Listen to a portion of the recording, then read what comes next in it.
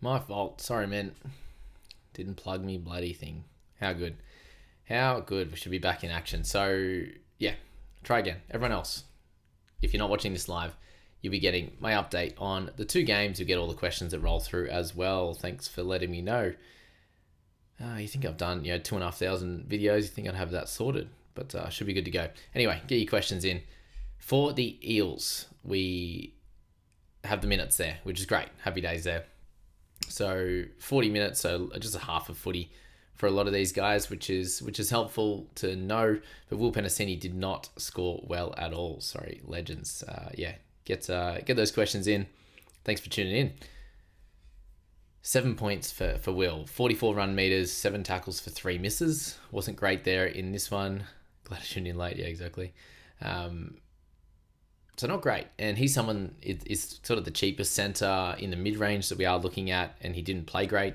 And when you compare it to Sean Russell on the other side, scoring a try, a couple of conversions there, big run meters in the same amount of time, that's less exciting. So not great for Will Penasini there. He doesn't have Moses next to him in this one. He had Jonah Pez and Joash Papali both in that half spot. We also saw Jake Tungo with 9, and also Bailey Simonson, who did pick up a try, and this one gets 17. So nothing too special from those guys in that first half of footy there. And Isaiah Yongi came out and looked really nice for his 19 in 29 minutes. So he's someone that could definitely have an uptick in his scoring, which would be good this year. But I personally think I want to watch and find out with Isaiah in that one there.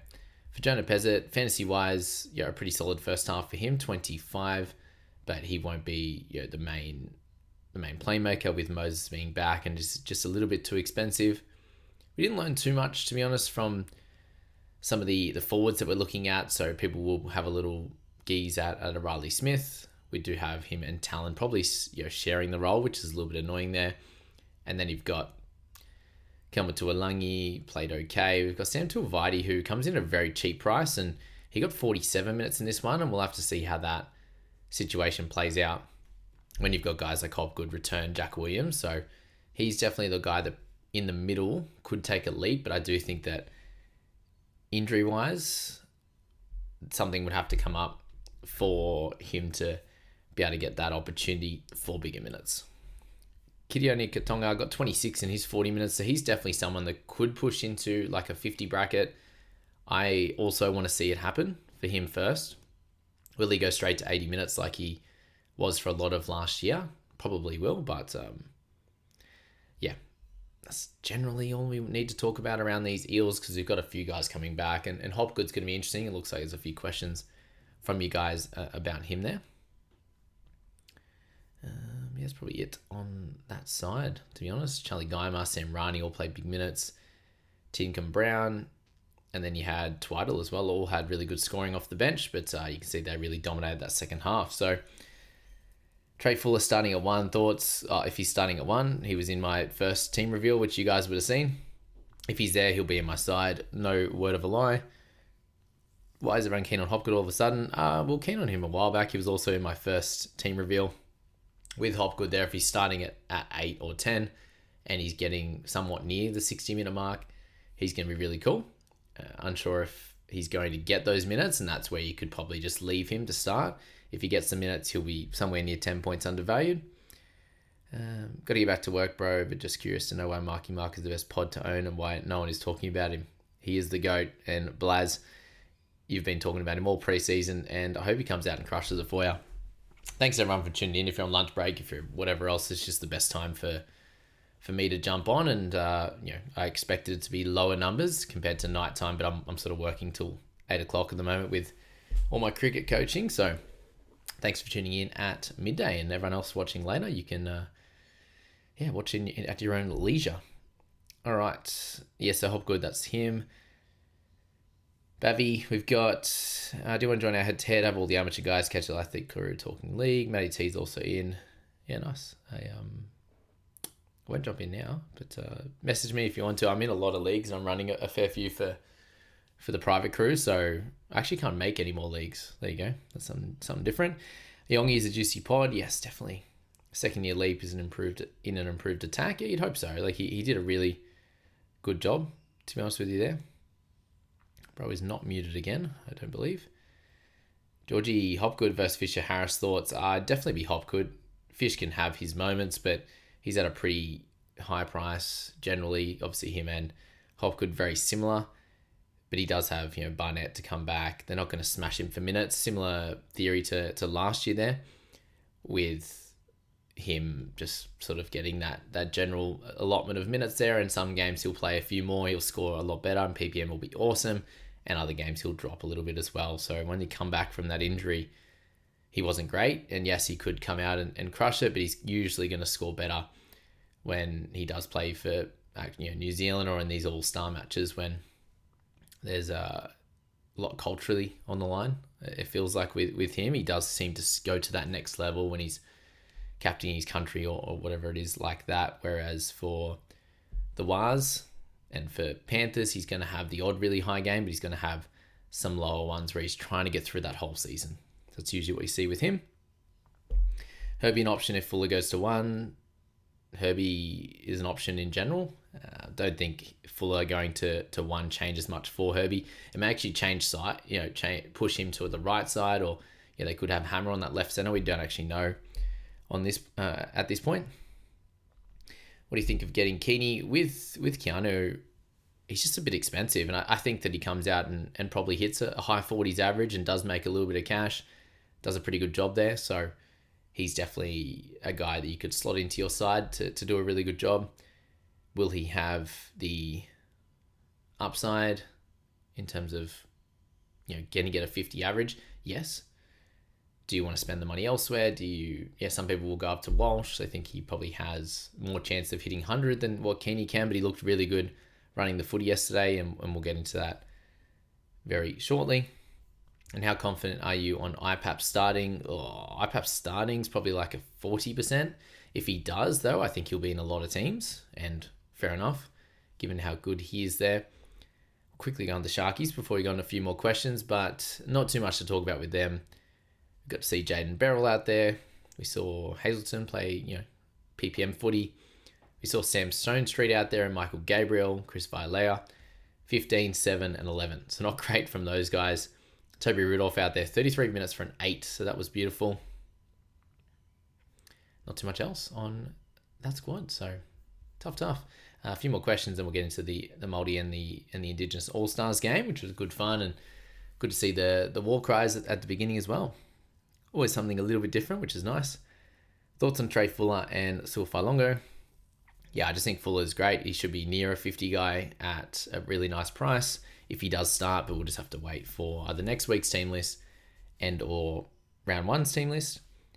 For Suafailongo, he'll be in my side. It's very hard to get someone of good value in the wing fullback slot that we can see the definite 10 points of value, and I think that Sua in a really good team has that opportunity to do so. So he'll be in my side, definitely. Just ask the one question, guys. See, he's asked about Sua within 2 questions. I'm reading them. I'll see a question, I promise. If Sonny Luke is 14, do we avoid Reed? I'm definitely worried about it. Currently, he's the best hooker option, I think, Reed, if he was to get the big minutes. But if he doesn't, then he definitely falls down the pecking order. I am waiting to see Jake Simpkin, though, this week, and then also their round 1 team list. Thoughts on Luciano Leilua? For guys that have played from Friday and Saturday, I spoke in depth about all of those guys, so go and check that one out when I do talk about the Dragons. If you want a couple of minutes I spent on Luciano. This one's more around your questions for round 1, strategy, all that kind of stuff, and then these couple of games. But Luciano, he looked really good, played 74 minutes, so definitely an option. But for the deeper review, go into that. Cobbo is a chance for centre, definitely. He looked really solid, 26 in his first half of footy, but he does have Herbie Farnworth to likely pop back in that spot. If he's on the wing next to Herbie, that could be more fun. I do like him more as a Supercoach pick, just with the attacking stats being worth that little bit more. Don't need the extra questions as well, Chazza, but I appreciate you asking questions. McLean, Latua, centre combo. Casey McLean, we'll speak about in this one. May as well while we are here. for Casey McLean. He played 60 minutes and he scored 9 points. So that's the big worry with someone like Casey. Yes, he's finished the year so well, but we're not basing our selections on end of year footy when other teams are struggling. This Panthers side was red hot form, and so was Casey McLean. So there's every chance he can come out and start fairly slow. He could also come out and do a really good job also. So he's someone I'm definitely worried about at that very expensive price. And then with Leatua, he scored 2 tries, got a high 30 score. He's going to be hit and miss. He's going to be pretty good score into a bit of a low score, so you can be worried about that, definitely. Is Cleese Haas a shout? Yeah, I thought that he stepped up awesome the other day, and at 430k with the dual position is someone that could come out and take some of those minutes that Jamin Jolliffe left on the table. We do have Mo Felderwaker, who actually looked pretty good the other night. We've got Tino to come back.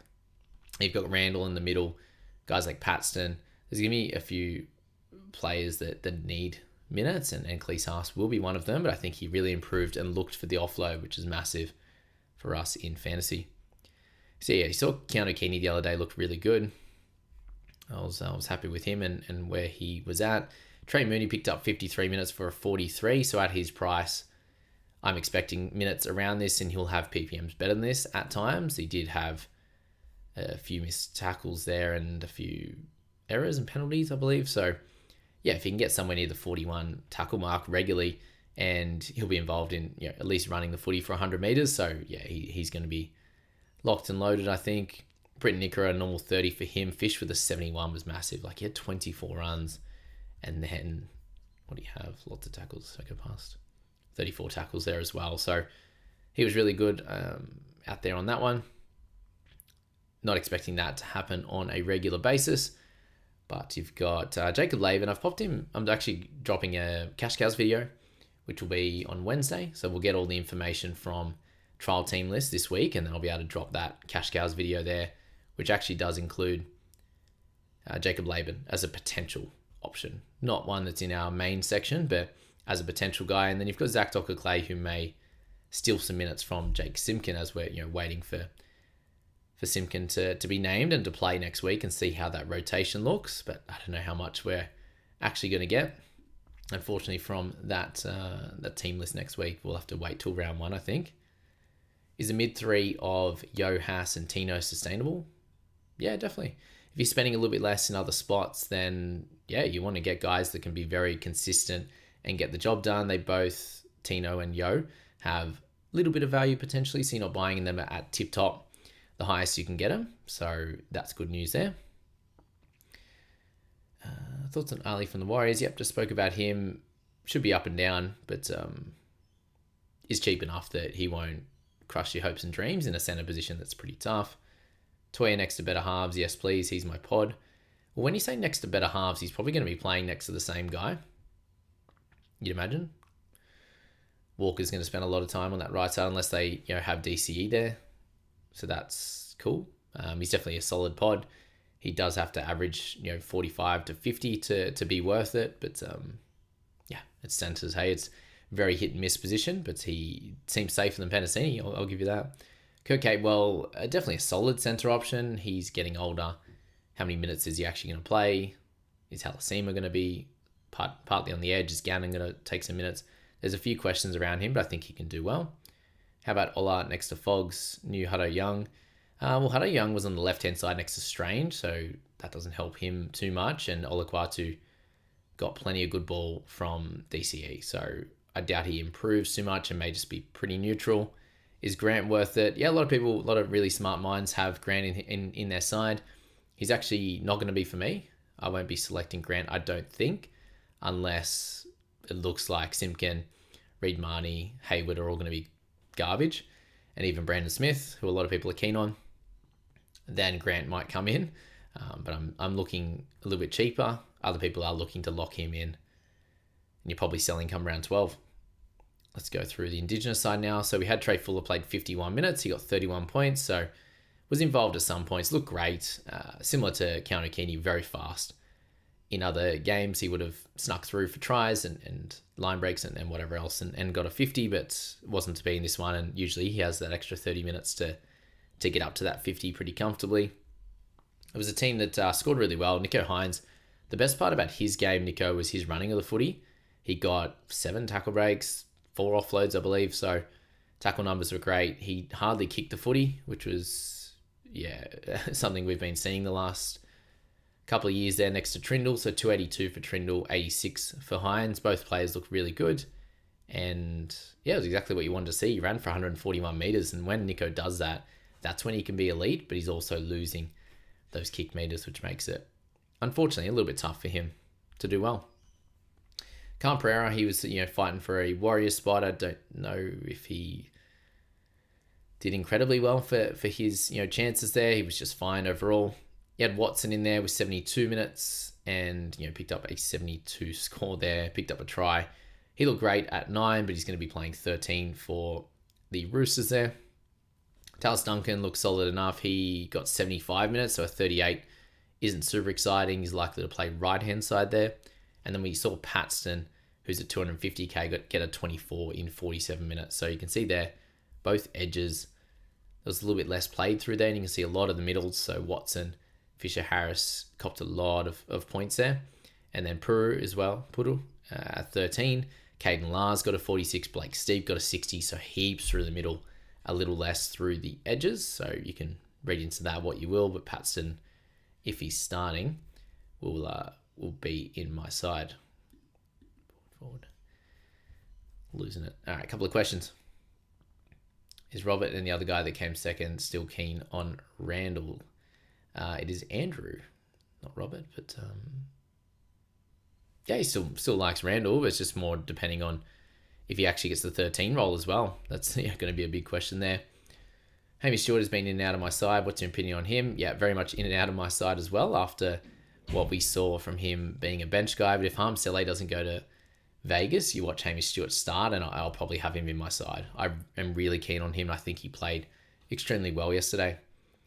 Do I reckon Trey Fuller will start fullback? Well, there's whispers now that he's back in that spot. I had him in my team ages ago, had to take him out. Now he will be back in if he's starting round 1. If you had to choose between Atco and Brown, who would? I think Atkinson has a really good season up until we saw the kick disparity on the weekend. Well, for both of them, they both kicked an incredible amount. I had Brown and was sitting on Atco, but there's every world you can have both. In terms of actual team and how they looked, Dragons looked a little bit better, but not much. They still got beat.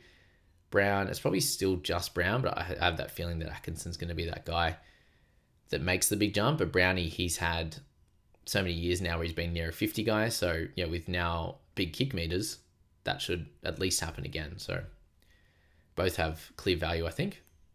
If I add Antipod Cleary and Hakeem Haas, who's next up for captain?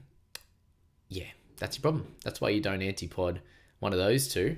You're probably going to go with Herbie, aren't you? No, you'd have to pick like an Isaiah Yeo, I think, as your next up, who could definitely do a good job, but he's not going to be the regular 70s and 80s that you can see from Haas or potentially Cleary. So I think you definitely have to have one of them. That's how I would play it personally.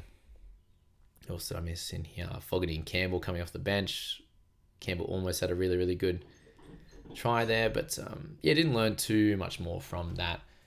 Guys, what you do need to have a look at though is the new fantasy stats site, and this is a cool one as well. If you hit players there, you can go in and look at the directory so that you can actually select guys based on if they're playing round 12, 15, 18, a few different things. I haven't actually looked into it too much. He's fixing it and changing it as we go with the new interface, but you can look at through positions there, DPP, all that kind of stuff, which is cool. Looking at their average, their break even that's going to come up and everything else in between. But you can search and go through certain players, which is good fun there as always. Yeah, the Jake Arthur, Matt Arthur special, Kobe Black, Blake Brayley. So you can click into players and go from there, which is always good fun. And then our normal selections here, going through seasons, going through positions, minutes over and under, all the stuff that I go through here to provide you the very sound advice. Is a good way to do it. There. But guys, if you are potentially interested in joining the private group where Andrew and Jake, first and second, came from last year and got a lot of advice from myself and the legends in there, $5,000 of competitions, one-on-one support, a legendary group of people. The information is down in the description to join if you want to check out the presentation I did as well. That'd be great. We're almost up to 200 people now, which is great. Last year we had 400, so pushing towards that number again, which would be awesome, and we can get first, second, and third this year is the play. So if you're interested in that, go for it. If you're new here, subscribe, like, all the good stuff there, and I'll keep providing you as much as I can. Content every day. Brown has previously shown pedigree, but Atkinson looked great in trials, leading to Acko, but we'll try to fit both. Yep, that's what I'm looking at. No show for Kong Hoon over the weekend if he doesn't take the lock role whilst Cameron is out. Who do you think will? He will. He'll play next week, so he'll be fine. They didn't play all their main forwards for the most part, so he'll be back. I think he was just dealing with something. Also an NBA All-Star game. I haven't watched it yet, Kieran. I've been working, and then straight into this, and then straight to work again. So busy time for me at the moment. Will I be getting Cooper by? I don't know if he makes a side, but if he does on the bench, probably not. If he starts, then I'll look at it for sure. What do you think on getting Haas and Cleary? If I don't get both, which one should I get? Well, Haas is very, very expensive. Cleary has been higher priced before, so there's that. But most people will have Haas. I think he's in the 60-odd%, and he'll be captained by that many people. So Cleary you could probably avoid before Haas, just based on that. But he may be overvalued. We don't know. Real question, Jamie. How are you going to get Terrell May in? You thinking about it? He'll definitely push into the side. The great thing about the first 8 weeks or so is we get to make a lot of cash. If good cash cows pop up, you can downgrade one and get Terrell May in round 2 if you wanted to. Do a downgrade upgrade from one of your decent guns. That's an easy way to go about as well.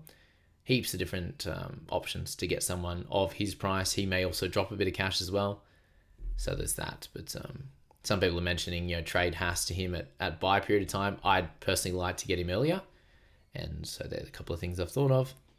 Are there any Roosters players you would think are worth using in a team? Angus Crichton, definitely. Siwa Wong to start, could be a solid one. Teddy you could start with. There's a really nice wing fullback. Rob Toya, people looking at. Watson at 13, potentially. Hey, someone just signed up for VIP. Thank you. If you're from this live stream, you're a legend. I'll get you into everything as soon as I'm done. Thank you. Should work out the name. Nah, that's all right. We'll leave it. Is Cleese Haas a good option? Yeah, I just spoke about him earlier. I think there's minutes to take from him. He should be generally solid. He looked really good the other night, though. Damien Cook, underrated pod. Yeah, but probably like a 1 or 2 round thing before Little comes back, and then he'll just be bang on sort of where he's priced at. Are you running Cleary? Yes, right now. Got Moses and Galvin at the moment. Think of either going big and mids or get Cleary. I don't rate the Moses-Galvin combination. If you're going to have Moses, sweet, Galvin, just be okay. I'd rather just have Cleary, lock that in, rather than having 2 guys that you're hoping improve a lot. I think Moses can more than what Galvin will, but we'll see. Galvin could definitely go back to 50s. I'm unsure. Brown or Moses, definitely Brown for me. 100k, cheaper is massive. Thoughts on fading Dewey to get in Atco and Brown. Can't have Brown, Atco, Sanders, Cleary, Dewey. You can. I might be doing it. You can definitely do that. Fading Dewey round 1 is fine. If if he comes out and crushes round 2, you could buy him in round 3, change him for one of those halves if you want. Any pods you're eyeing off that you're willing to share? I think like someone like Isaiah Papali'i would be awesome. I think Atkinson is definitely a pod. How are you, Walk? Hello, Mum. How are you? Thanks for letting me know about the muting as well. I'm a silly bugger and didn't plug my mic in. Go team. Any pods? No one clear this year. No Davy Wileys at this point. I'm just following the information. In terms of centres, it could be someone like a Jack Howarth as a bit of a pod. I think Fuller's probably a pod right now, given we don't know if he's going to make the side. I'll see what pops up. I was looking at someone like Alasima, but he might not start at on the edge. 800k Herbie, yeah, he's fun, definitely. If Sanders is starting on the left, does that make Tamale a better buy than if he's sharing the left with Strange? Yeah, potentially, but are they going to go right more than that? They're going to go left. That could be part of it. Someone telling Jake to shut up. I don't know what happened to Jake, but sorry, mate. Lockie says, I have those 5 halves. Couchman after round 1, shifting back to bench helps with mid cover. There you go. There you go. I'm late, but I'm here. Welcome in. Get your question in. When is the St. George winger in fantasy? Oh, yeah, we haven't got Setu or Faimani from the Titans. They will come in if they're named in round one. They're currently not in the top 30 squad, which is why they haven't been added. Cooper Bai just signed his contract, which means he got added to the top 30. He then got added to fantasy, so there's that there. Yeah, poor Jake. I'm not sure what happened to Jakey boy there. But get your last few questions in. We'll go for a few more minutes. But yeah, it's a really cool way to look at things. Is Team Analyzer actually up? That's right, he's in demo mode. So you can actually look at your teams for this year, and it shows you heaps of really cool stuff. It's just the demo, as it says there, round 2, who you made money or lost money on, and goes through your full team there and all that sort of stuff. So it looks a little bit different to what it did last year. Hindsight Lab. That doesn't sound fun. Tough. Then you got, your thing that we had at the bottom here, the realized and unrealized profit, owner average, your rank history. So it'll be fairly similar, but yeah, big shout out to the guys that run this site there. I think we'll have some Supercoach people over here as well. You see the number 8 from Seagulls play. I'm in love with my team, and I have no Moses Brown Smith. The Manly game. Who's number 8? I'll find out. Number 8. Simone Lafay. 181 run meters. How good's that? Yeah, looks solid. Not someone that's on the radar, it looks like. Obviously, Caleb Navale is out, which does change things for that bench situation. But if he makes the side, we'll have a look. But yeah, not someone there's just so many good cheapies that are on the radar. I don't think we want to look at him too much. Do we think Satilli or Leo Thompson are good potential money makers? And I'm a Dogs fan, so I might be biased, but I think Satilli's in for a big one. Yes, but he keeps getting injured, so he will be a bench guy as well. Not super exciting in that mid-range price. There's other guys that are, we should be a little bit more excited about, definitely. In terms of Dogs players that you could have a look at, people might look at Galvin. Preston's a good gun to have. Karaz, if he's back fit, like those types of guys. Satilli could do a good job, but off the bench, it's a bit scary minutes-wise week to week. JC will be a machine this year if he is fit. Yeah, excited about JC in general, but very expensive to start with. And I think you've got guys like Cleary that have a little bit more upside than what JC has, but he's the pod if you want to go that in half. And there's just so much mid-range value, as people were talking about earlier. So that's the worry there. Spoke about Hines a little bit earlier when I went through that team, Jack, but I really liked how he ran the footy. He was looking to run. He's very elusive, which we saw especially through the Storm days and the early Sharks days. So when he's tackle busting, offloading the footy, he's an absolute beast, but the kick meters were way down. So he was definitely more the running half in this one. Got 7 tackle breaks, 4 offloads, which was great, but he definitely needs 5 extra so points in kicking just to make things a little bit easier, because if he doesn't run the footy one game, or if he doesn't get the offloads and busts, then he sits in like a high 40s, 50 range, which is annoying. Who is cuter? Austin is cuter for sure. Hillam Lukey or Dan Atkinson? I think Hillam Lukey. He's got a lovely face on him. Any thoughts? Let me turn May. Yes, he does look good. Thoughts on McEwen? He looked good on the weekend. We need him to start. He's just had a little bit of a stop-start with a little injury. If he's good to go come round 1, I think people will take him, and he would be a pod, I think, at this point. Hey, Dos. Hey, Jamie, I'm trying to make a team with completely different players, but is there any must-have players in your opinion that you must have in both? You want to create a little bit of a base, and I think guys like, if you go on mid-range, then Trey Mooney would be the must-have. Then general cheapies would be, you'd have to base your squad around them. And then if you're not going Haas, then you're going for guys like Tino, who would be a little bit less owned. You're probably buying a Blake Brayley as a different type of pick. You're in the halves, you're going for a Jaden Campbell as a fun VC or C. Who else would you buy in the edges? You'd buy an Angus Crichton, you'd buy an Isaiah Papali'i if he came up. You probably would. Herbie's fairly highly owned. You'd buy Kale Iro, you'd buy Tedesco. You'd still be able to get a really good team together, and you just want to lock yourself in with those cheapies and that couple of mid-ranges that are pretty well must.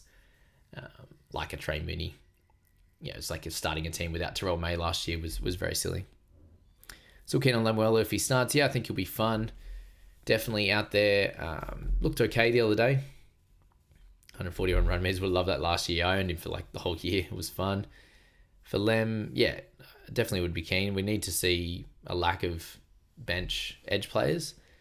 They've got like 4 guys that could slot there. Does Gilbert actually move to the middle? And if that's the case, you could probably trust Lem. Thoughts on Couch? I spoke about him in depth yesterday as well in that Dragons review after the trial. So go back and check that one out. And thanks to all of you guys for being here so far. But for Couch, his PPM hasn't been great in the 2 trials. I still think he gets good minutes, but is it 50 or is it near 60? I'm not sure. So if it's 55, he has to go 1 PPM or better. Is there other guys you can go for it a bit more of a cheaper price, or do you spend some money in wing fullback? Do you go for Isaiah Yeo, Tino? Heaps of different options there. Around that, Aaron Clark season-long hold, yeah, but no value. So you do want some value early outside of your captain and VC is how I play it. Thomas Cant in any contention? Yeah, I just think he started because McEwen was were laid out the week before and then they threw him on the bench. But if he starts in round 1, he could be interesting. I have Atkinson over Brown, Dewey over Moses, and Cleary, Sanders, stack front row forward with Hasio, Tino, and Mooney. Yeah, all great. You can definitely leave Brown out and see how he goes and make your decisions from there. Where'd all the Paseka chat go when he got to 500k? He's cheap in Supercoach, but that's it. You can't not have Fuller at fullback, Hammer and Herbie centers, Cobbo, Osaka on the wing. What's so hard about saying that? Because they love Hammer at fullback. That's really it. But yeah, I think he has to play. So do a lot of people. Will Angus be next to DCE? Most likely on that left he will be. But we'll see, I think, in the trials next week. And that's the great thing is we're going to get we're going to get team lists tomorrow, which should answer almost all of our questions heading into Vegas and into round 1 for the rest of the squads. To be honest, we usually get as much of that information as we can in these trials, and then it's just small little things like Mitch Barnett moving to 13, or Horsburgh definitely starting, like seeing all that sort of stuff in the final team list and in the final hour before team list, but also the week before team list definitely locks it all in. So we'll find out heaps more tomorrow afternoon, and that'll help us. So it'll be sweet. Nick Meaney, Alamotti, Stephen Crichton, Case McLean. Out of those 4, who do you think would be good to start with alongside Herbie? A lot of people think Case McLean. I think none of them. I'd go in order: Case McLean, Paul Alamotti, Nick Meaney, Stephen Crichton. That's a lot of money to spend at centre. I'd definitely go for one of the cheapy or mid-range guys if you can. I have Sean Russell centre if he's named. Yeah, cool. He won't be goal kicking though. Not sure if you've spoken about it yet. Thoughts on Galvin and Sullivan now with Burton injury? It's probably like a week or so thing, max, if Burton doesn't go to Vegas. And Galvin could take the step up this year, but I still think he could be near a 40 guy, which just feels a bit gross. I've had enough of preseason, bring on the season already. I 100% agree, Levi. And I'm going to leave it there, guys. Big thanks to all of you guys for jumping on. About 35 minutes on this one. Got heaps of questions in. As he said, we're just getting close to preseason being done.